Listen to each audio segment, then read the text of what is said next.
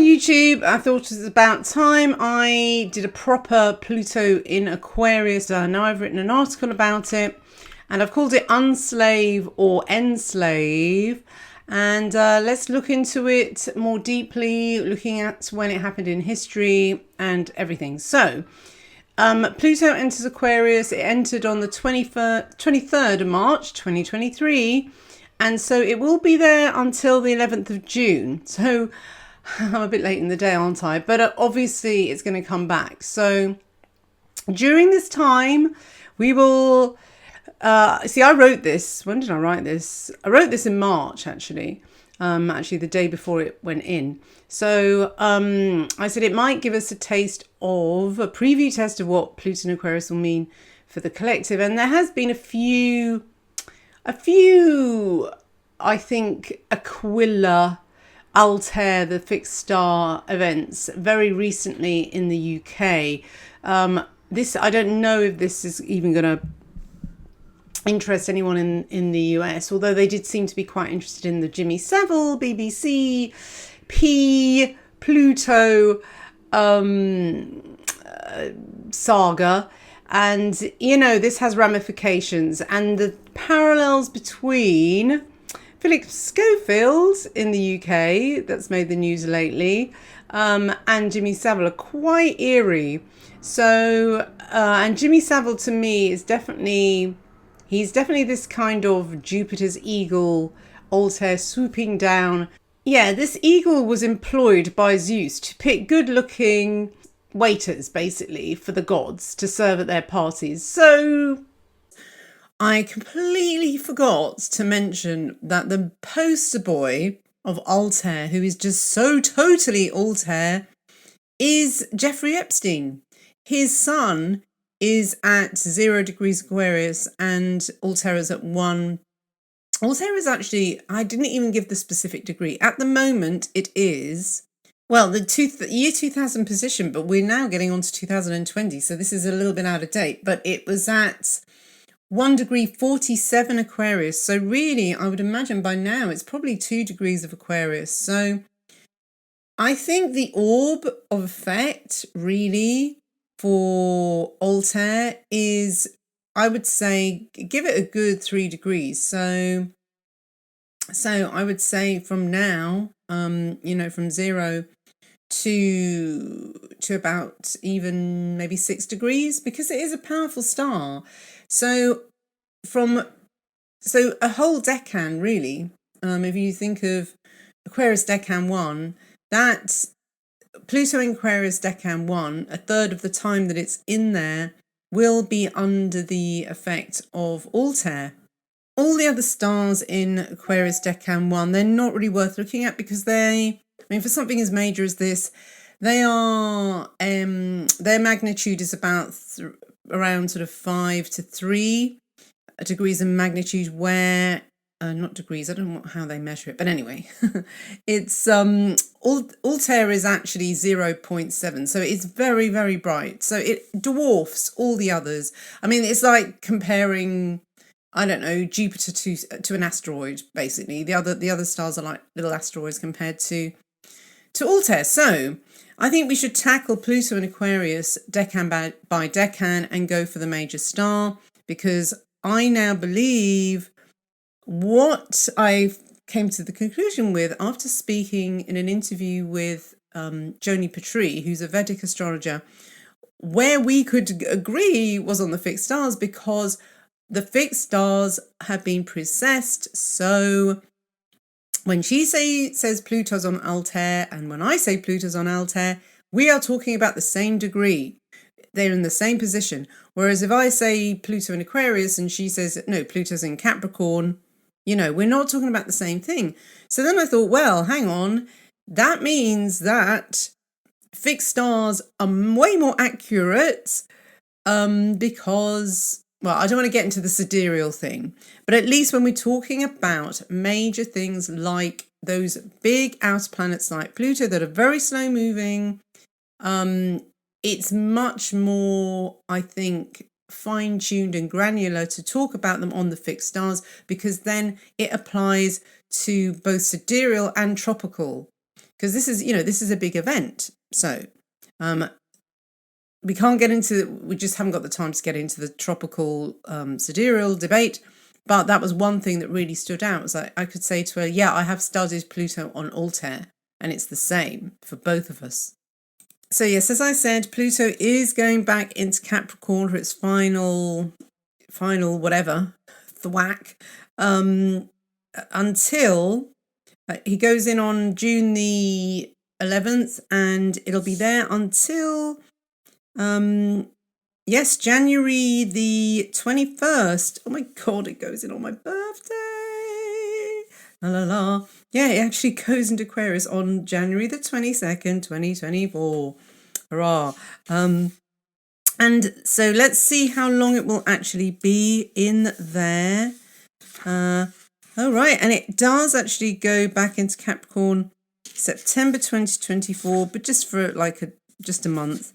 Then for sure from 2025. And it goes into Decan 2 in May of 2029. So that's how many years now? How many years did I just count down? So that's 5 years. 5 years, half a decade in this, under the influence of Altair. So it is important that we understand it. And as far as I know, I think most people are just talking about Pluto in Aquarius generally. And this is so specific. And so it will enter in 2024 properly, and it will stay there until 2044. So as an Aquarian, but do I care? No. Because I think it's going to be a test of resisting the Pluto enslavement. Okay. It was last at Aquarius, this segment, between 1778 and 1798, and the period was known as the Age of Revolution, since we had both the American and French revolutions during that time. In 1796, the first vaccines, interesting, were developed by injecting a child with cowpox, which of course was groundbreaking at the time.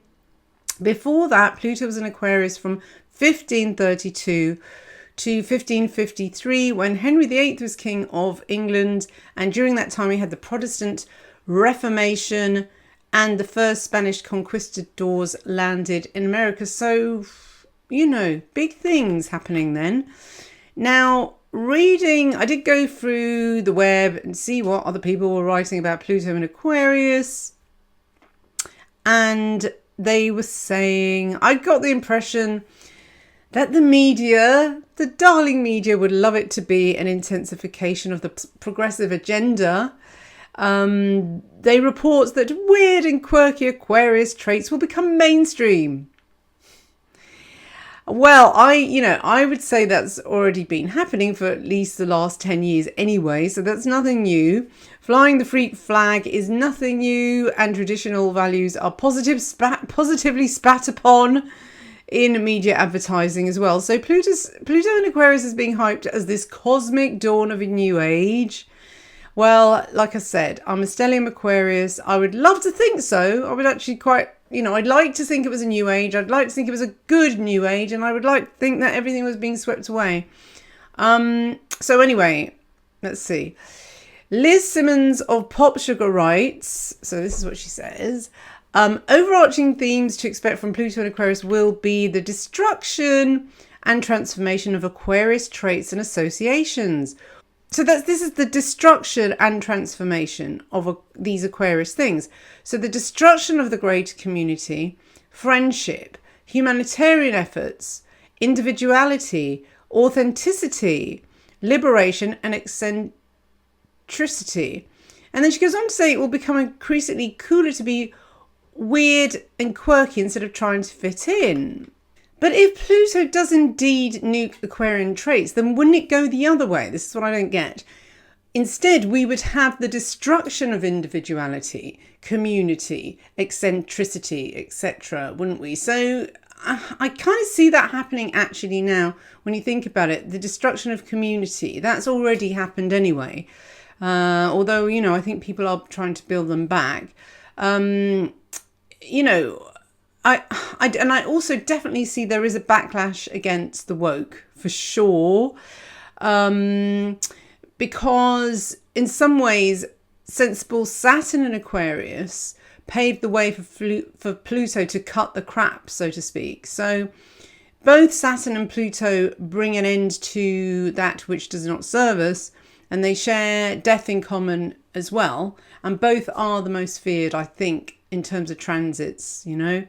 So, you know, as I keep saying, however, with all transits, there's a positive and a negative manifestation.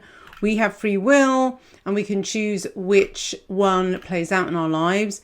And we've had 2.5 years of Saturn and Aquarius with the occasional square from Uranus.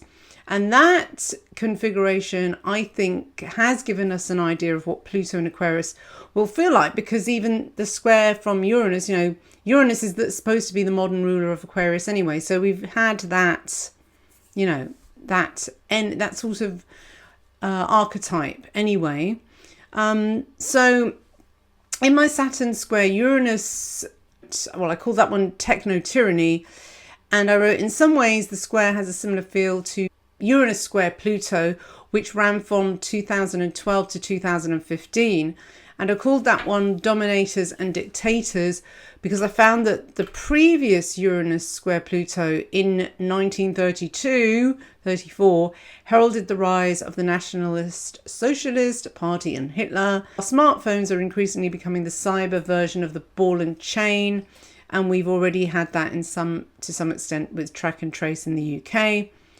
And, you know, I mean, that really is Saturn square Uranus, Uranian technology being used as surveillance. So that's the quote from then. But there is already talk of digital IDs. They're still going on about it, which will probably be linked to our phones. And, oh yes, we had on April the 23rd, 2023, the number 23 again, we had a nationwide testing of the emergency alert that will warn you if there's a danger to life nearby. In an emergency, your mobile phone or tablet will receive an alert and advise you how to stay safe. I don't know what the response was. I don't know what you had to do. But one of these covert giving permission things. That test did occur during Pluto, you know, in Aquarius this time, just in the prequel.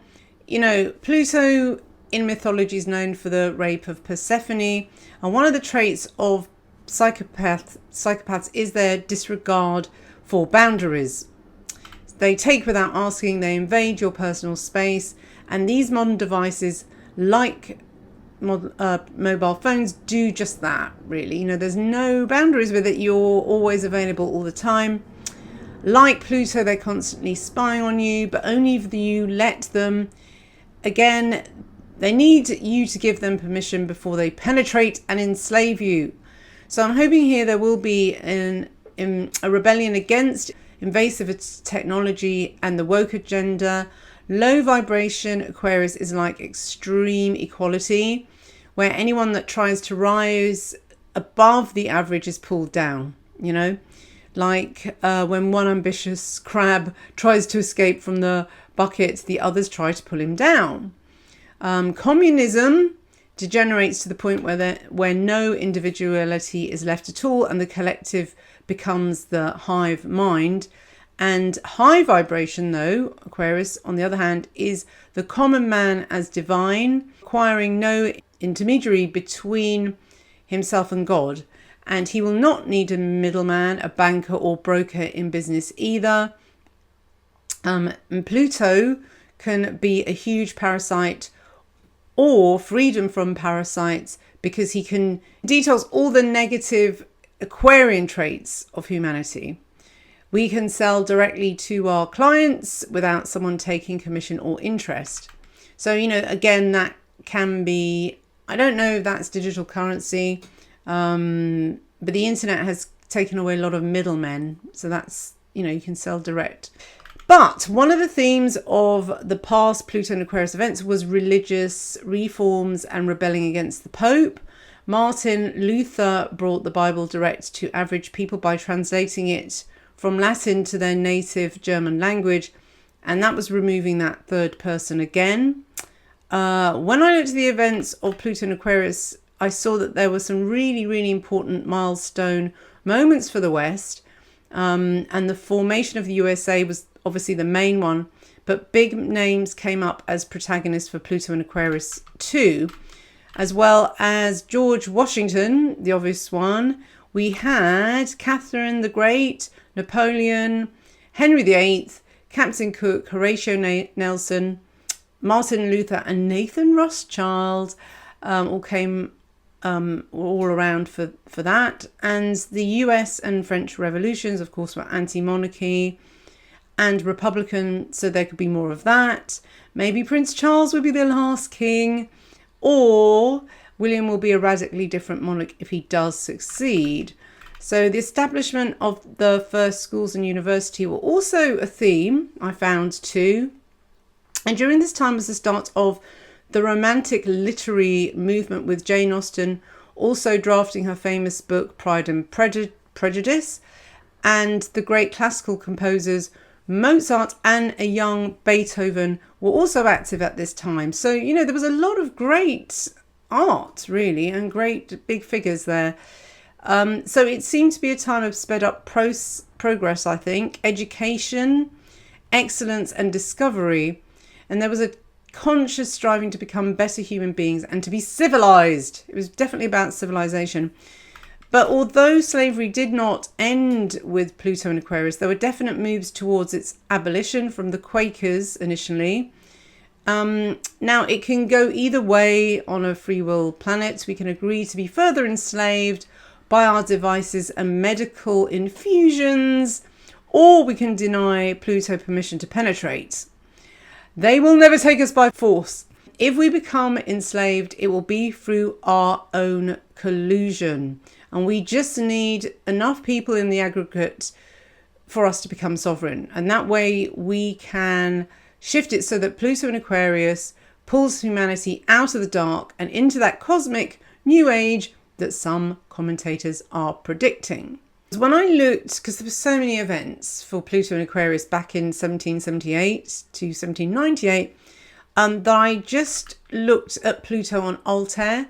And here we had the third voyage of James Cook, and he discovered Hawaii. We had February, the American Revolutionary War. Former Prime Minister William Pitt delivers his last speech at Parliament and speaks to the House of Lords passionately but incoherently, this is a quote, against the granting of independence to the American colonies, but collapses during the debate and he dies 5 weeks later. Does it sound like someone familiar collapsing? Interesting. I think this is all... I mean, you can read it for yourself. I think it could get a bit boring, me reading all these. Anyway, if you're a complete nerd and you want to see all the events that happened, then they're all listed here. When Henry VIII was on the throne, Pluto on Altair. So here we go. This is kind of interesting. And then we had the fourth major outbreak of the deadly sweating sickness, which appeared in London. It spreads throughout England and even Northern Europe. It seemed to affect young men and the wealthy, but it's still a mystery illness.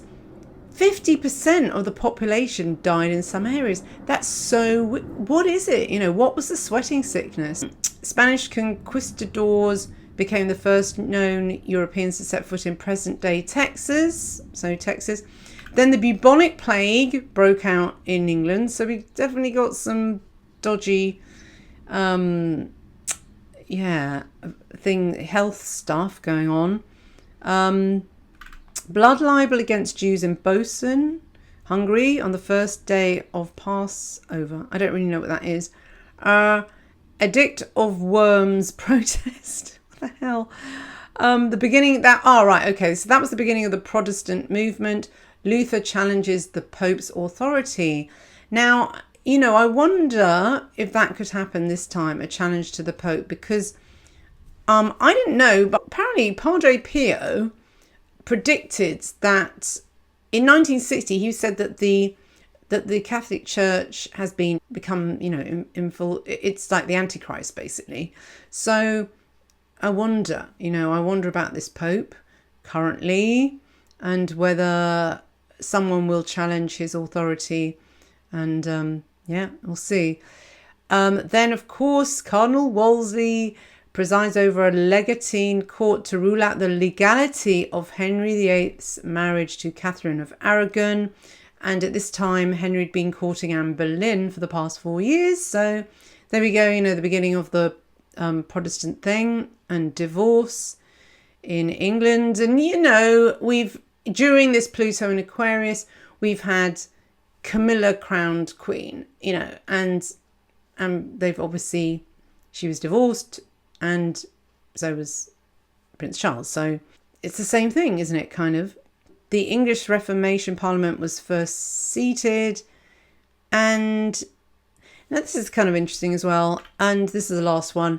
German polymath Henrik Cornelius Agrippa publishes Declamation on the Nobility and Preeminence of the Female Sex, a book pronouncing women are more equal to men in all things that really matter, including the public spheres from which they've long been excluded. So that's the first kind of feminist thing, really, from Agrippa. More equal. Women are more than equal to men. So it's the equality Aquarius thing going on there. So there you go. So what do we think now? Okay, I think we need to look at Altair because I didn't really talk about it in detail, and I have a whole post on Altair as well. So it is the eagle. It is the brightest star in Aquila, the eagle. And 3 great or not so great powers have used it as their symbol: the Roman Empire, the Nazi Party, and more recently the United States of America. Eagles are a natural logo choice for such a superpower. Who wouldn't we want to be compared to an eagle, known for its long life, majestic looks, and great strength? And the constellation carries much of that meaning. The English word eagle comes from Latin aquila.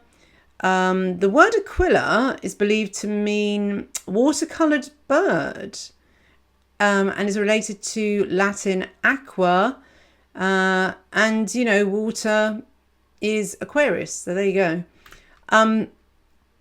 So I do wonder whether some of the traits of Aquarius do come from it, because the eagle has the ability to see from great heights, but it has very poor close-up vision. Aquarians are known for needing space, but at the same time are great visionaries. They are keen humanitarians, but paradoxically can withdraw and freeze over if a friend gets too clingy or demanding of their precious time. According to Ptolemy, the influence of Aquila is similar to that of Mars and Jupiter. It's said to give great imagination, strong passions, indomitable will, a dominating character, influence over others, clairvoyance, a keen penetrating mind, and an ability for chemical research. Interesting. Right, here we go. Yeah, so Aquila was the talent scout. In myth, he is Zeus in the form of an eagle that spotted the handsome young prince Ganymede. Here we go. So yeah, when you see the constellation, maybe I should stick a thing of it here. You'll see that the Aquila has the eagle, and it's got young Ganymede being plucked out of the sky as well. So he's part of the constellation. He spotted the handsome young prince. Almighty Zeus, having taken the form of an eagle, shape-shifting as he does, snatched the... So it was actually Zeus himself that took the form of the eagle. It wasn't Zeus's eagle. It was actually Zeus himself. Took the form of the eagle, snatched the boy by his talons, and appointed him to be the lover and cupbearer to the gods. Creepy. So you could see Aquila, the eagle, hovering above the head of the water bearer in the heavens, but he's depicted carrying the beautiful youth Antonius in the Roman versions of the constellation. The Greek version has Ganymede often representing the god of homosexual love, which sits well with Uranian-ruled Aquarius, since Uranus is sometimes thought of being the gay planet. A fellow astrologer was of the opinion that all yes, all right. This was years when I wrote this was actually quite a long time ago. I think I wrote this in 2013. And he was of the opinion that all Aquarian women were androgynous and butch looking. Am I butch? Presumably because of Uranus's asexual reputation. And he could be right if Aquila is rising, since Robson says of the eagle. See, it's even... I forgot all this.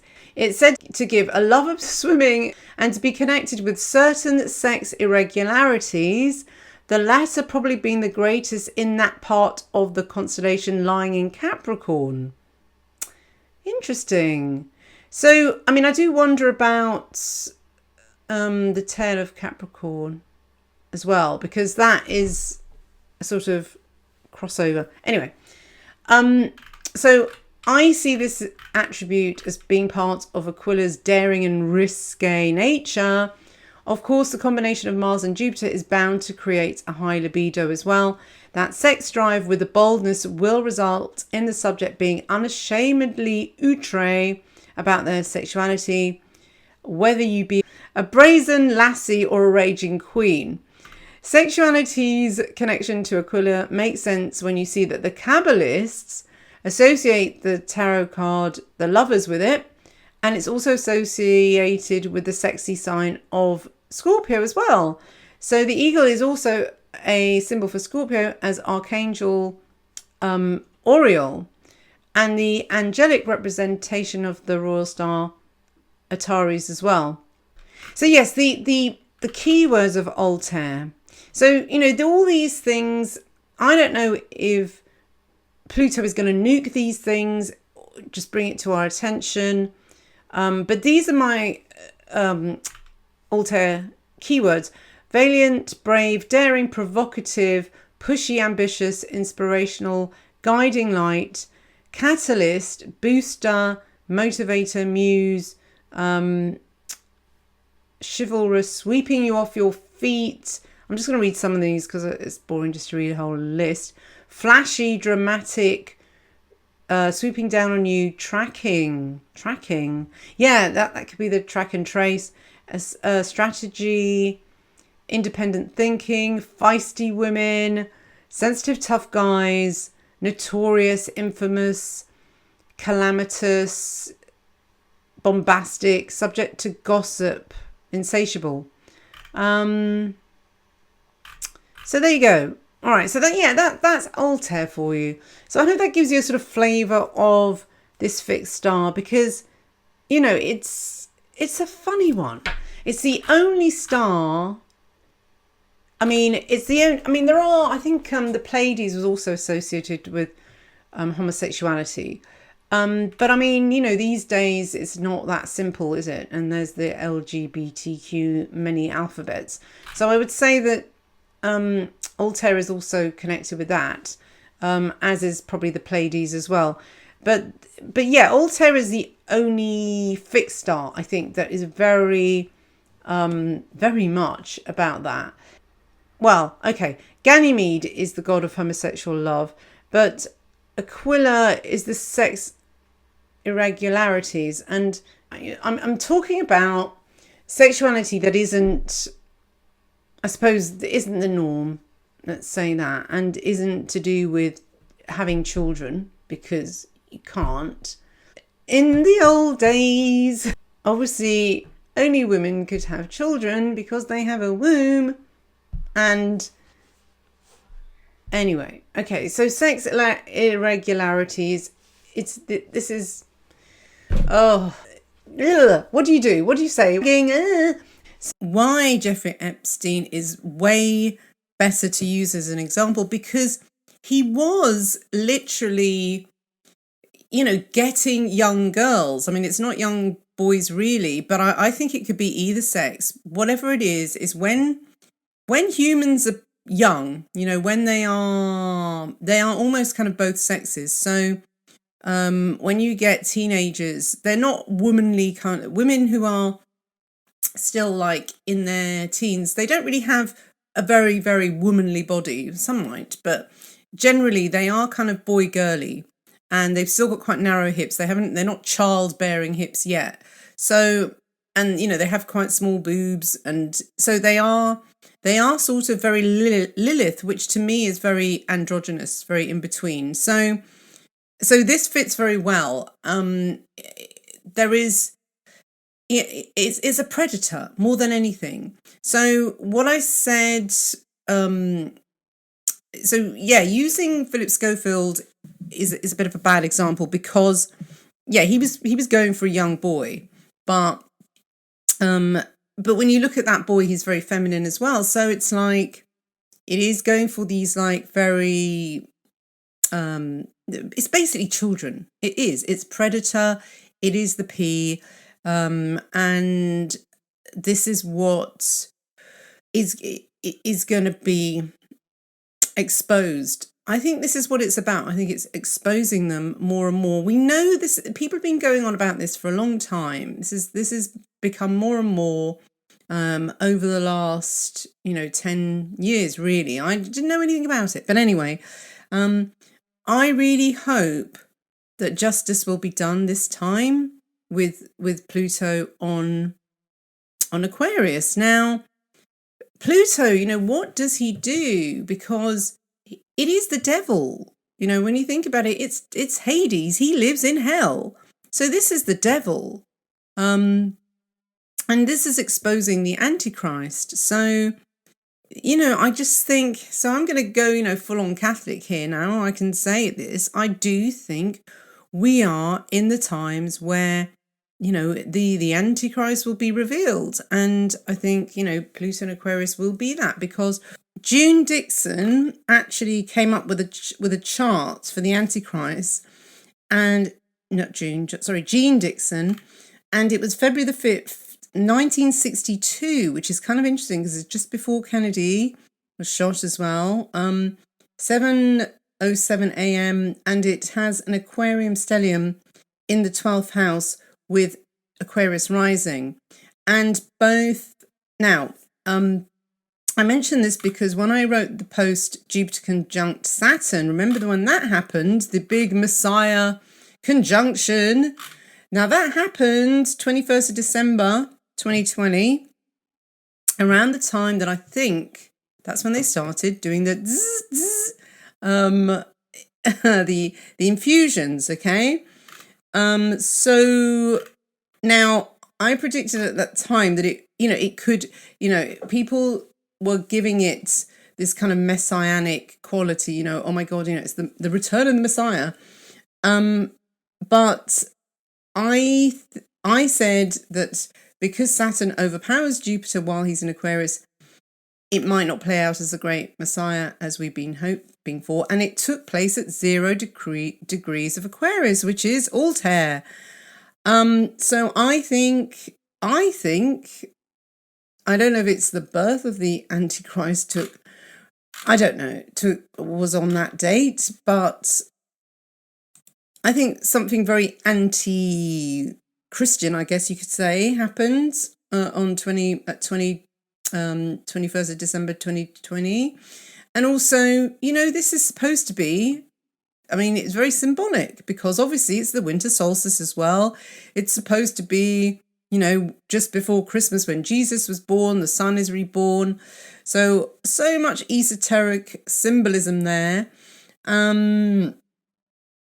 And oh gosh, yes, I did actually make a note of that. This conjunction occurred during the first rollout of the CV19 shots given to the elderly, which was Saturn.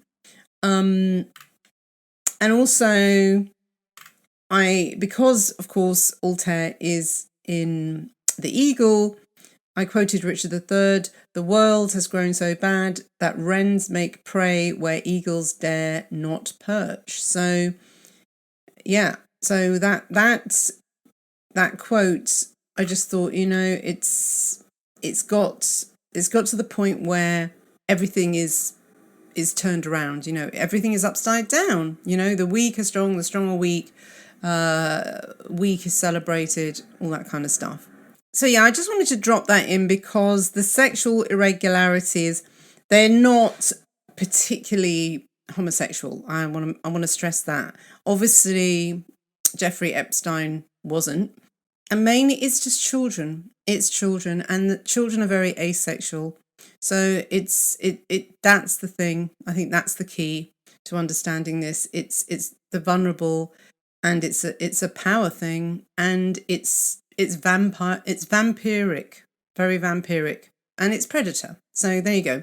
So that's all Pluto. He's a rapist, he's a P, and he's powerful. But it's also the talent scout thing is interesting as well, because it does bring in the media as well. And this is, oh yes, I forgot to mention as well that the similarities between Savile and Schofield, because Schofield did work for the BBC. He was a children's presenter from the age of 22. They got him very young. 22 he's still a kid. So the BBC started all this. In the end, Schofield was working for ITV. And I don't want to talk about this too much because I don't think it's, it goes on to kind of libel and tittle tattle. But I just want to point out the similarities that these big corporations, they were funding and paying for cabs to ferry this young guy who was working for Philip Schofield from his flat that wasn't his family home to the studios every day. So, and they didn't know anything about it. So these talent scouts, and also, yes, that there's this whole thing about children's TV, children's presenters, they're in positions where they have access to these kids. So this is the biggest thing. And what was really interesting was I just stumbled upon this interview with Philip Schofield when he was very young, when he was still presenting this Saturday morning TV, which was huge. It was huge, BBC, huge. And all the kids just, idolized him. He was also cleaner than clean. And anyway, he was being interviewed, and one of the things that he said, which was really weird, like, why would he come out with this in the middle of this very squeaky clean interview in the 80s? He said, when I was young, I didn't always want to be a TV presenter. The first thing I wanted to be was a grave digger. And who was a grave digger? Jimmy Savile. That was his actual one of his first jobs. I know, maybe that's, but I just thought that's very odd. It's almost like, again, in plain sight. Is he telling us? I don't know. But, there he is, a fresh-faced 22-year-old saying things like that. Very weird. Very, very odd on prime time TV. And very Pluto, I was thinking of looking at Philip Schofield's chart because we actually have a time. But I just think the bigger picture, I don't want to focus on one person, but I think Jeffrey Epstein is definitely a perfect poster boy for this energy, just so that people understand it, because the talent scout, these predators working in children's TV, all supposed to be so lovely and getting knighthoods and oh yes, another thing as well, ITV, which in England has apparently become very woke. I don't know because I haven't been watching TV, but this is why people are really gunning for them now, because they sacked so many people that were offensive to certain people, certain minorities, or to certain victim classes. And yet they didn't sack Philip Schofield when he was doing all these things and abusing his, preying on younger, innocent people working for him.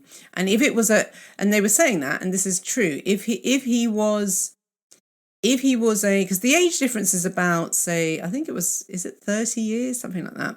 So if it was like a 50-year-old, he was 53. And the runner was, I think, 18. So if you had a married man preying on my daughter working in ITV, there's a duty of care that these places are supposed to have, especially when they're virtue signaling about everything else and sacking people for saying the wrong thing and offending people. Yet they're encouraging grooming and abuse of power. And this young guy, he obviously had a problem as well. Anyway, I'm going too much into it, but the point is, if you can look it up, Again, this is Pluto power abuse, and I just wanted to drop in that. And again, like I said, it's I don't think it's particularly matters what sex the child is. It's just child abuse, plain and simple. Oh yes, and also just for your information, anybody who thinks, oh my God, I'm accusing anyone who has Sun at on Altair as being AP. Well, I have my Sun on Altair, okay, and I think this has been very healing, I suppose, for me to figure out the meaning of this, because I'll go through it. I've got Sun at 2 degrees of Aquarius. I've got Venus at 8 degrees of Aquarius. I've got the moon at 11 degrees of Aquarius. I've got my midheaven at 12 degrees of Aquarius. And then I've got my Mars at 23 degrees of Aquarius. So over the next year, however long, 20 years, I'm going to be battling the devil. And, is it any coincidence that suddenly I'm going to church and saying the rosary and everything? I don't know. Maybe this is my Pluto transit. Maybe this is what this is all about, is I'm going to become a kind of exorcist for myself, for my own, sins for over the whole of my life. But anyway, that's a personal thing. But I just wanted you to know that this is why it's important to stress these things that you have in your chart are challenges, but they're not saying that you are that. And same with Epstein, he was born with this. He didn't have to be a P. He didn't. But he obviously didn't transcend the card he was dealt. He's used it for the lowest vibration possible.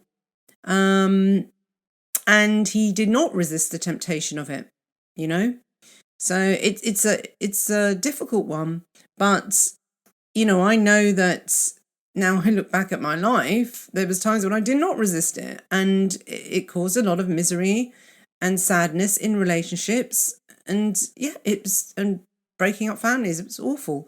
So that can also be a way that you abuse children, is through having a divorce and causing pain and suffering to your own children. You don't have to be doing the worst, the very worst. It doesn't have to be a P situation, but it can still be abuse, unintentional, but, through your own succumbing to temptation and the devil. Okay. So I would say to anyone now who will have Pluto, because there's going to be people out there who will have Pluto coming up to their Sun or any important luminary ascendant, that's a really important time to detox and atone for sins, of the past, so that you're not going to repeat them again, and fall into the underworld. So that's all I wanted to say. I wanted to drop that in because I thought it was important. I thought the whole thing is kind of interesting. I think it's kind of interesting that during this prequel of Pluto in Aquarius and Pluto on Altair, most particularly, I think Pluto in Aquarius is such a wide, but I think the most important time is this initial combination with Altair, because I think it really is, that seems to be a very important star. It's got the current year sort of progressive traits about it that when I wrote this, I didn't actually anticipate, because back in 2012 or 13, whenever I wrote it, there wasn't such a big deal about it. And now, and also I wasn't so much, you know, going to church and all this kind of stuff. So it's different. It's funny looking back at it. Yeah. So anyway, I think that I'll leave it there. Thanks for listening. I'll leave the links to the articles below and see what you think. Okay, take care. Thanks for listening. All the best. Bye-bye.